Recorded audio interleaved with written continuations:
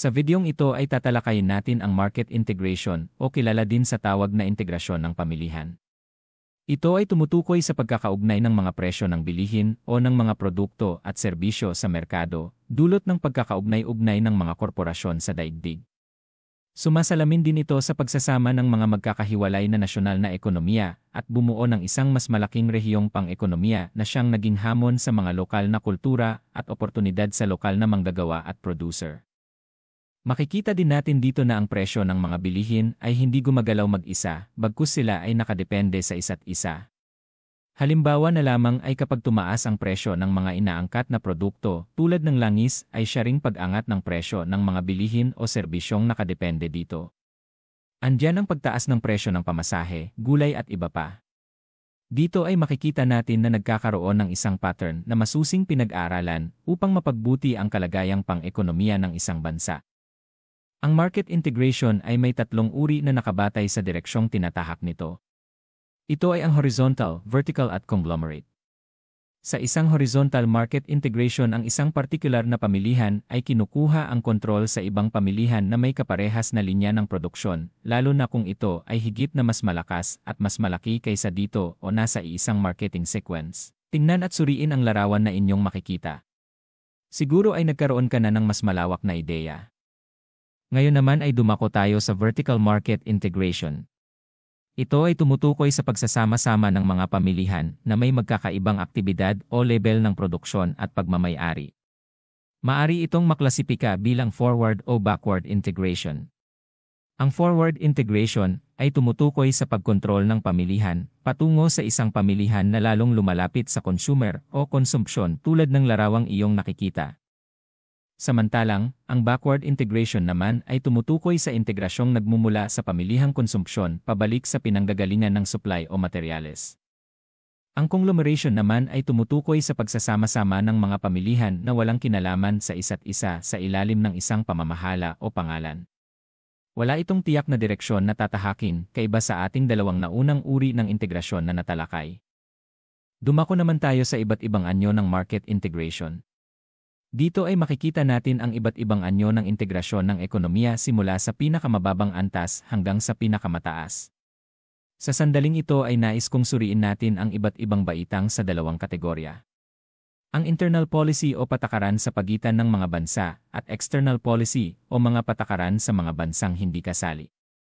Ang preferential trade agreement ay nagpapakita ng pagbabawas ng taripa sa pagitan ng dalawang bansa, ngunit walang patakarang external. Ang free trade area naman ay nagpapakita ng pagtanggal sa taripa sa pagitan ng mga miyembro, ngunit nanatiling walang patakaran sa mga hindi kasapi o may kanya-kanyang polisiya. Sa customs union naman ay makikita natin na tulad ng free trade wala na itong taripa sa mga kasapi, ngunit pagdating sa external na patakaran ay nagkaroon na tayo ng tinatawag na common external barriers o parehas na polisiya sa mga hindi kasapi sa grupo. Ang common market naman ay maihahalin tulad sa customs union, ngunit sa pagkakataong ito ay pinapayagan na ang pagpasok ng mga resources at serbisyo sa mga kasaping miyembro. Ang economic union naman ay walang pinagkaiba sa common market pagdating sa internal at external na patakaran, ngunit nadagdagan lamang ng fiscal o monetary policy o paggamit ng isang uri ng salapi o currency na sumasalamin sa pagsasanib ng kanilang ekonomiya. Malaking benepisyo ang naidudulot ng economic union sa mga miyembro nito. Isang magandang halimbawa ay ang European Union, kung saan sila ay nakararanas ng madaling pagkukumpara ng presyo ng mga produkto mula sa iba't ibang panig dahil hindi na kailangan magpa-convert pa ng pera dahil sa isang unit ng pera na kanilang ginagamit na kung tawagin ay euro. Andyan din na madali na para sa mga tao ang tumawid patungo sa mga karatig bansa na miyembro nito sapagkat tinanggal na nito ang mga proseso na nagpapahirap tulad ng visa na nagsisilbing border. At pagkadeni ng isang foreigner na makapaglakbay, makikita din natin na nagbigay ito ng maraming oportunidad para sa mga miyembro na mas makapag-explore ng trabaho.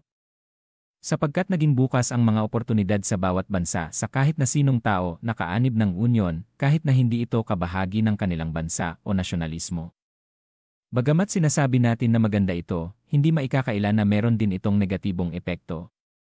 Sa pagbubukas ng border ng miyembro ng unyon sa isa't isa ay siya ring dahilan kung bakit nawawalan ng trabaho ang mga lokal na mamamayan at naagaw ng dayuhan. Isang dahilan kung bakit nagagalit ang mga mamamayan nito sa kanilang pamahalaan sapagkat wala silang magawang paraan upang maiwasan ito sapagkat ito ay parte ng nilagdaang kasunduan at nagsisilbing hamon sa soberanya ng isang estado. Isang pagpapakita na sa paglawak ng integrasyon ng ekonomiya o globalisasyon ay siyang paghina naman ng kapangyarihan ng estado. Kaya naman ang bansa na tulad ng Britanya ay kumalas dito at kilala sa tawag na Brexit o British exit. Idagdag pa natin na ang pagbibigay ng higit na pabor sa miyembro, ngunit nasasakripisyo ang kagustuhan at kapakanan ng kanyang mga mamamayan. Andyan din ang unti-unting pagkamatay ng lokal na wika dahil sa pangangailangan ng isang wika na gagamitin upang mas mapabilis ang komunikasyon at transaksyon. Upang mas maunawaan natin ang integrasyon, dapat maunawaan natin ang sanhi nito. Ang pagsasama ng ekonomiya ng mga bansa sa daigdig ay marahil magmumula sa mga unang ruta ng kalakalan at masasabing ang pinakamayabong na ruta ng kalakalan noong sinaunang panahon hanggang panahong medieval ay ang Silk Road. Isang ruta na nag-uugnay sa bansang China sa mga bansa sa Europa. Idagdag mo pa ang pagkakaroon ng mga pamilihan sa gitna ng mga syudad noong panahong medieval at pagkakatatag ng mga merchant guilds sa iba't ibang bahagi ng Europa. Noong ika-15 siglo hanggang ika-17 naman, ang paglalayag at pananakop ng mga bansa sa Europa sa iba't ibang panig ng daigdig sa paghahangad na mapalawak ang kanilang imperyo, ang siyang naging dahilan sa pagkakatatag ng iba't ibang pamilihan sa daigdig at mga korporasyon. Sa modernong panahon noong ika-18 siglo hanggang ika-19 naman ay natamasa ng mundo ang panibagong yugto ng globalisasyon sa pagkakaimbento ng mga makabagong uri ng transportasyon tulad ng mga tren at barkong pinapatakbo gamit ng makinarya ang nagbigay daan sa pagpapabilis ng daloy tao at impormasyon sa tulong ng telepono at iba pa. At noong ika-20 siglo naman ay naitatag ang dalawang mahalagang international financing institution, ang International Monetary Fund at World Bank na siyang naging tulay sa pagkakaroon ng international trade at economic stability ng mga bansa na nagbunsad sa pagkakaroon ng integrasyon ng ekonomiya. Ang international trade na ito ay pinangasiwaan naman ng General Agreement on Tariffs or Trade na kilala na ngayon bilang World Trade Organization. Noong ika-21 siglo naman ay sinalamin ng mga multinational corporation at iba't ibang trade agreements or blocks ang mas nagpaigting sa market integration. Bilang pagtatapos, sa kabila ng ating natunghayang negatibong epekto ng economic union, hindi maikakaila na mas mataas pa rin ang level ng ekonomiya ng mga bansang kaanib ng unyon, kaya naman sa iyong palagay mas mabuti bang sumama ang Pilipinas sa isang economic union? At kung sakali sa palagay mo ba ay magiging ganap ba o bigo ang integrasyon ng ekonomiya sa rehiyon ng Asya? Comment down below.